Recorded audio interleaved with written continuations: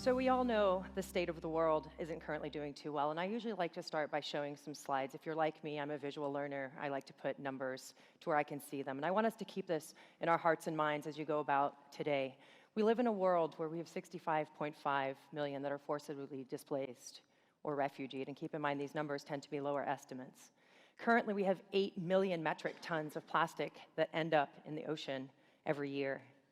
87% of natural disasters in the last 10 years were considered to be attributed to climate change. Half of the world's population lives on less than $2.50 a day. And this stat, to me, is the most jarring.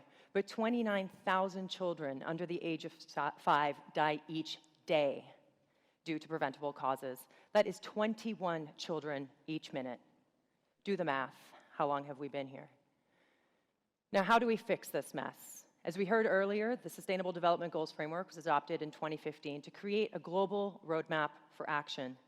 Now, one thing I wanted to highlight about the Sustainable Development Goals is they are interconnected and interrelated. And as much as you care about one issue, you have to realize that we cannot actually sustainably solve issues unless we look at integration across many different issues, because education is also an infrastructure issue, and infrastructure is a gender issue, and so on and so forth.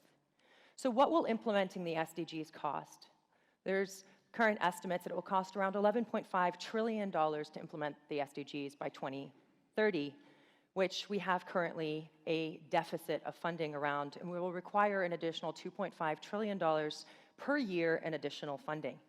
Now, what does that mean? That means we need to figure out how to bridge the gap, and can business do that?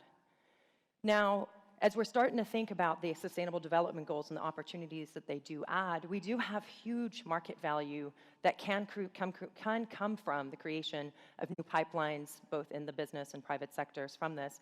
And the reality is, as much as capital markets are now embracing the SDGs, we will not achieve change without thinking of new ways of doing things.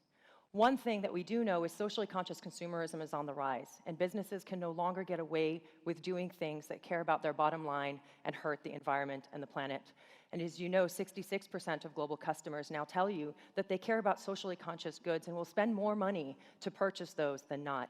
1 in 4 young people care about social impact and will purchase goods at a higher cost.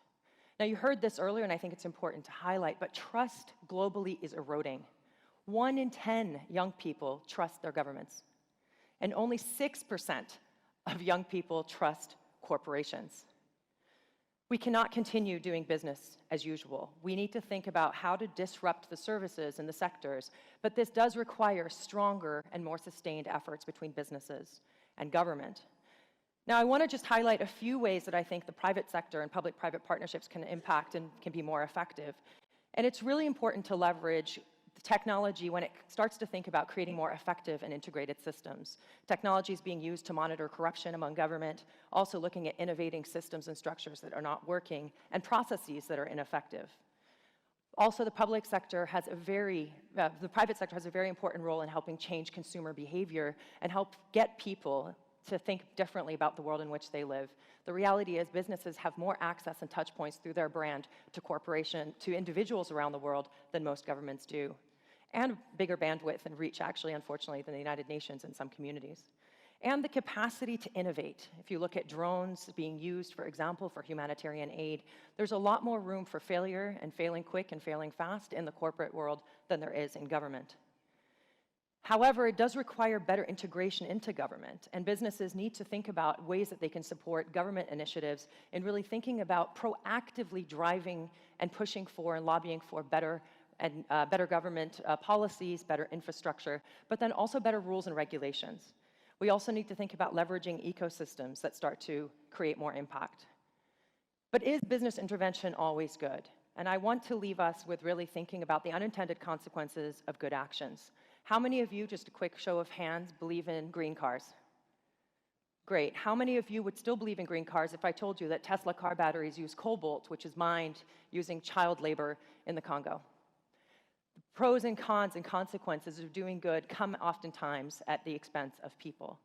So while we have a lot of integration challenges, and I see my timer jumping, I want us to think about how businesses can do better together and do better more. Thank you so much.